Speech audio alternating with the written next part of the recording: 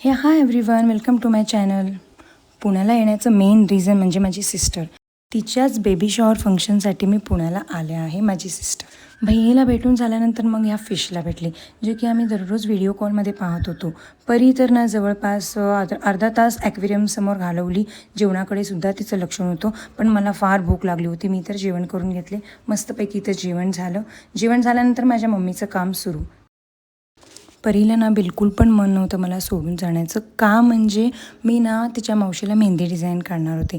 जर ती माझ्यासोबत असली तर मी काढणार डिझाईन, कारण तिला पण मेहंदी काढायची होती. तिला माहिती होतं की ती गेल्यावरती ना आम्ही मेहंदी काढणार आहे. माझ्या बहिणीने ना मोबाईलमध्ये इतके हार्ड मेहंदी डिझाईन सेव्ह केले होते ना, जणू मी काय मोठी मेहंदी आर्टिस्टच आहे.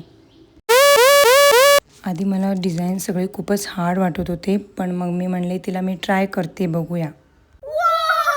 आणि त्यात माझ्या बहिणीचे नखरे, असंच नको दीदी, ते तसंच आलं, हे पुसून नीट काढ. पण जेव्हा मी ॲक्च्युली मेहंदी काढायचं स्टार्ट केलं ना, तेव्हा मला असं इझी वाटत गेलं.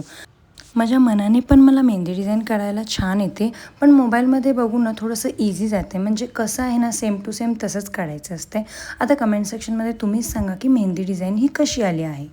मग त्याच्यानंतरनी ना बेबी शॉवरच्या फंक्शनसाठी जे डेकोरेटिव्ह आयटम्स आम्हाला लागणार होते ना, त्याची थोडीशी प्रिपरेशन करून घेतली. मग मेहंदी झाल्यावरती ना मग माझ्या बहिणीने ना तिच्या पाहुण्यांशी मला ओळख करून दिली. तिची नणंद, तिची मोठी जाऊ, लहान जाऊ, हे सगळं त्यांच्याशी गप्पा मारले. कारण बराच वेळ ना आमचा मेहंदीमध्ये गेला होता. मग सगळ्यांना बाय केले, कारण मला कॉल्स पण येत होतं. आता परी खूपच रागात होती. ती किती रागात होती ना, आता तिला जाऊन भेटल्यावरच मला कळणार आहे. चॅनल सबस्क्राईब करायला विसरू नका. चला भेटूया नेक्स्ट व्लॉगमध्ये. बाय.